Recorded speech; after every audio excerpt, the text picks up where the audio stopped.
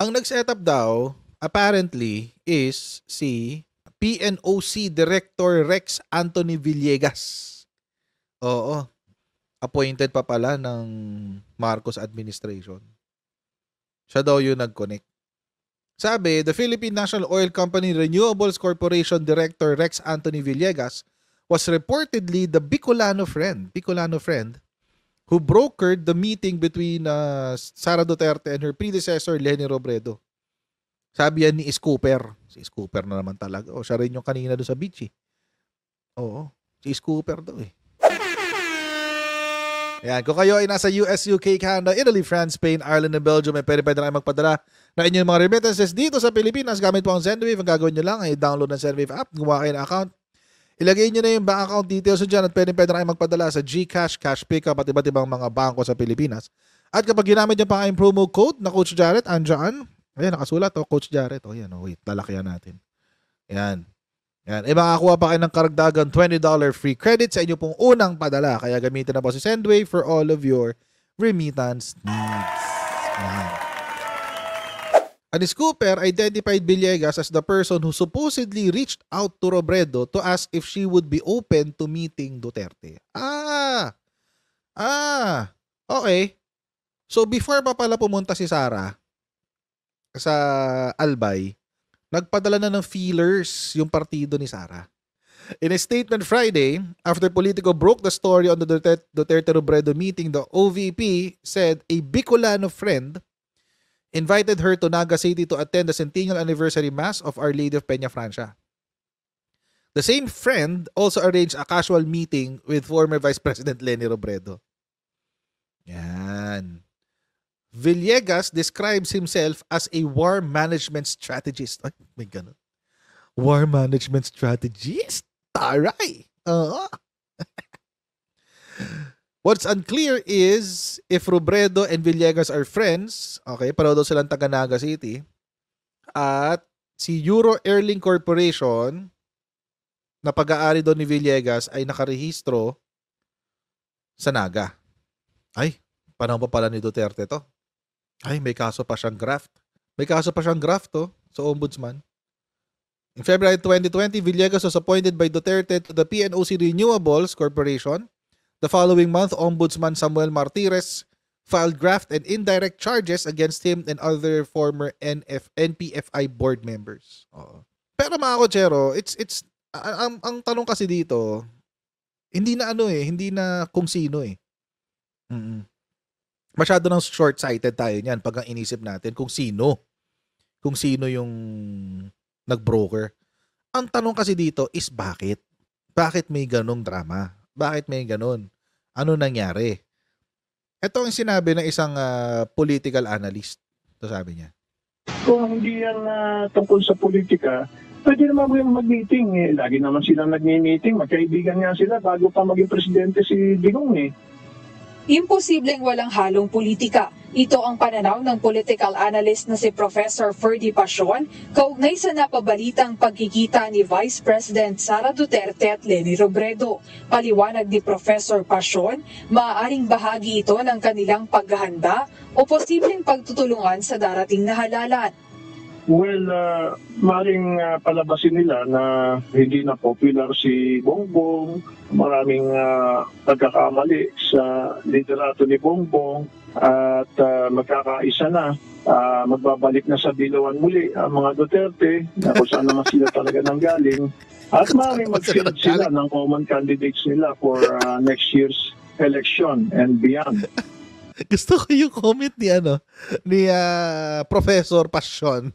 Sabi niya, maaaring palabasin nila na hindi na popular si Bongbong, bla bla bla bla bla. Magbabalik na ang dilawan muli ang mga Duterte. Umpisa na sa mga bubulagers nila. Tingnan niyo yung mga bubulagers nila. Most of them are anti-Marcos in the first place. Yung mga kaalyansa nila, mga anti-Marcos din yan. Si Harry Roque, yan, isa pa yan. Actually, nakakatawa nga si Harry Roque, anti-Marcos siya, tas anti-Duterte. Na ngayon, Duterte na lang, na naging, anti-Marcos tapos anti-Duterte, tapos naging Duterte anti-Marcos, tapos naging Marcos Duterte, tapos naging ngayon Duterte na lang anti-Marcos. 'Di ba ang galing? Nag-evolve siya. Yun naman talaga ang mga DDS eh. Actually, kung tutuusin mga kotsero, ang mga DDS is a breakaway group from the anti-Marcoses na liberal. Ang mga DDS is the alternative of the Dilawans. So kung maalala nyo, nung unang term, nung unang first 2 years ni Digong, meron siya mga inappoint na galing CPP na 5 yun eh, 5. Tapos lahat yun hindi pumasok. Hindi sila pumasa sa Commission on Appointments. Bakit? Kasi member din sila ng NPA. Diba? Ito pa nga, binigyan pa nga ng heroes burial ni Digong yung commander ng NPA sa Davao. O si Commander Parago. Yun. So yun. So ako, hindi malabo na yung mga Duterte supporters, madali sa kanila pabalik-balik sa Dilawan kasi nasa utak na nila yun eh. Nasa utak na nila yun. So mas madali para sa kanila yung gawin to. Magbalik muli sa Dilawan. Magbabalik na sa Dilawan muli ang mga Duterte na kung saan naman sila talaga nanggaling at maaaring mag-field sila ng common candidates nila for next year's election and beyond. Hindi rin siya naniniwala na walang plano si VP Sara na tumakbo bilang presidente sa 2028 national elections. Correct. Malinaw aniya na lahat ng kilos at mga salita ng vice-presidente ay nagpapakita na may interes siya sa posisyon. Gaya na lang ng ginawa ni dating Pangulong Rodrigo Duterte na sa una ay hindi aniya tatakbo, ngunit kalaunan ay tumakbo rin. Naniniwala rin si Professor Pasion na ang pagbisita pa ng ibang politiko sa dating vice-presidente ay posibleng paghingi ng tulong para sa eleksyon. Correct. Well, tandaan natin na may puwersa pa rin ng Liberal Party. No? Napakatagal ng partido yan. No? Panahon pa ni Quirino, no? President Quirino at ni President Rojas. So may puwersa pa rin at sa pamumuno ni Edsel Lagman, malakas pa rin ang Liberal Party. Siyempre, lahat ng partido, maging yung panig ni President Marcos Jr., gusto sanang makasama ang Liberal Party sa isang unity ticket. No? Kasi kung sino man ang makakuha ng Liberal Party, sa kanyang panig, malaki na ang tsansa na manalo sa 2025 at 2028 elections. That's true. Kasi, mga kotsero, kung pagbabasihan natin ang boto ni Leni Robredo nitong 2022 elections, mga nasa 15 to 16 million yun eh. So, sabihin, kung makuha mo yung mga Dilawan, malamang sa malamang ang hatak mo, mga nasa 15 to 16 million. Pero mga kotsero, huwag niyong kalimutan. Si Kiko Pangilinan, 9 million lang ang votes niya. 9 million. Which means, maraming mga kakamping ang hindi bumoto kay Kiko Pangilinan. Sabi nga nila, mas madali daw manligaw kapag if you build bridges, di ba? Alin natin, baka ngayon hindi na sila Marcos ang gusto niyang gamitin. Baka si Lenny na ang gagamitin nila, syempre. Manggayan si Sara eh. Pero isa sa mga nagagalit dyan, mga kotsero, as in galit na galit, si former Senator Trillanes. Panoorin natin to. Galit na galit talaga siya dyan. Panoorin natin to. We have former Senator Antonio Trillanes, the fourth on the line. Good morning, sir. Good morning po,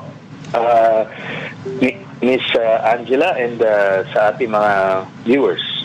Denise po, sir, together with Diego. Yes, former Senator. Senator, I'd like to ask you, let's get right to it. We all know po, sa October, we have the filing of certificates of candidacy, and we had VP Sara visit former Vice President Leni Robredo after po yung away niya sa lower house. Tapos the next few days, Senator Bong Revilla and si Secretary Abalos naman. Ano po ang basa nyo dito sa nangyayari? Is this part of the upcoming elections?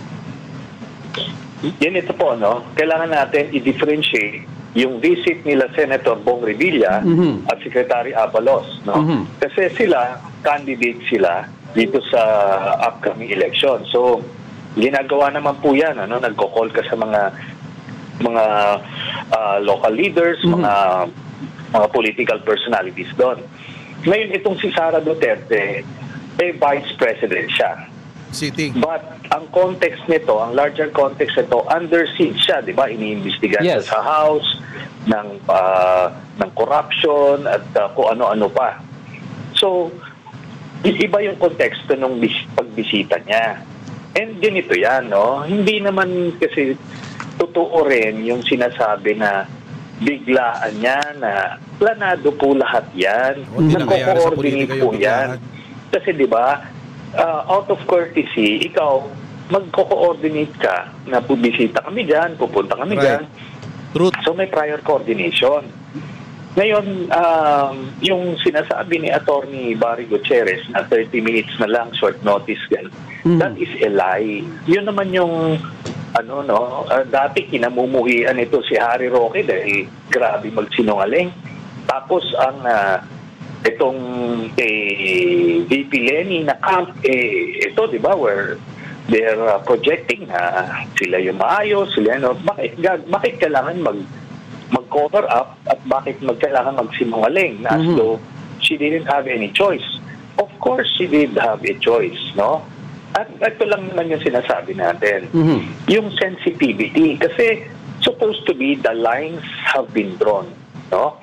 6 years namin nilalabanan yan at tinitindigan kasi talagang inopress ng pamilyang Duterte ang sambayan ng Pilipino. No? Yes. Ngayon, hindi pwedeng parang i-disregard yon. Yes. Diba? Ando doon na tayo. Courteous naman talaga si VP Lenny, ganyan. But, may mga linya. Diba? So, yun lang naman yun. Yeah, I'd like to ask. May punto si former Senator Trillanes. Hindi naman sa again, let's call a spade a spade. Hindi naman siya hindi maikipag-usap si Sara kay Lenny nang wala siyang motibo. So, nakakakita lang ako ng pattern na sana wag. Kaya nga, I called her out na wag. Now, don't go there kasi kalaban yan sila. Yun naman ang sinasabi ko, no? And alam mo nyo, syempre, may mga diehard followers si VP Lenny. Ang pananaw nila hindi pwedeng batikusin. Hindi naman pwede yun.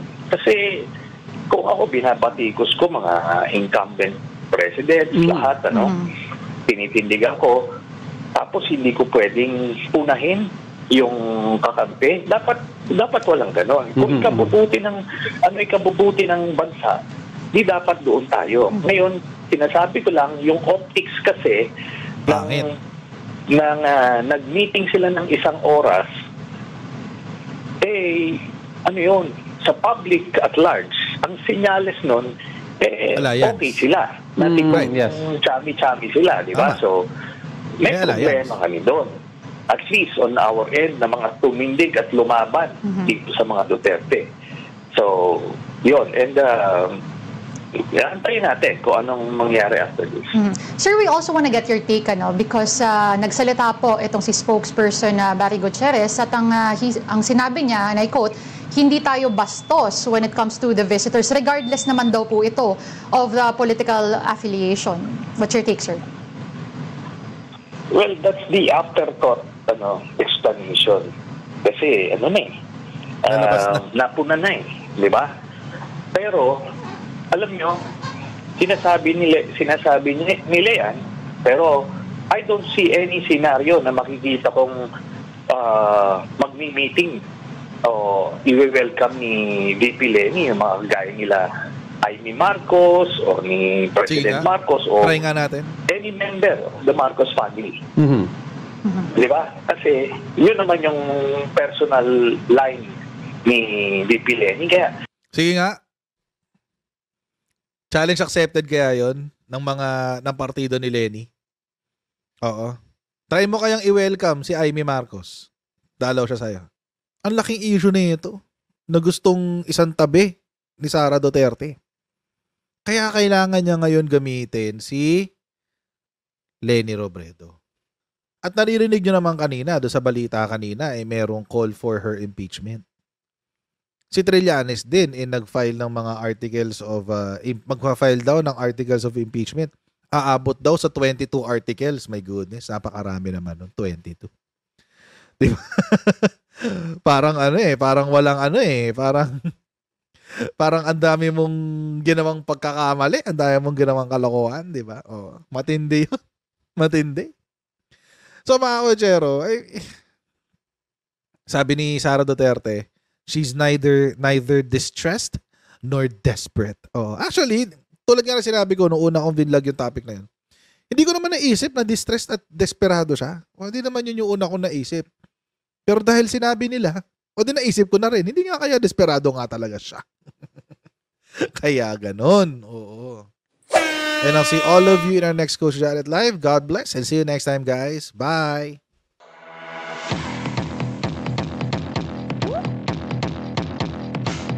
Pag ganun, huwag natin gawing tanga mga Pilipino. Mas maganda kasi nasa lugar ka ng tama kaysa yung pinipilit mo yung pagkakamali.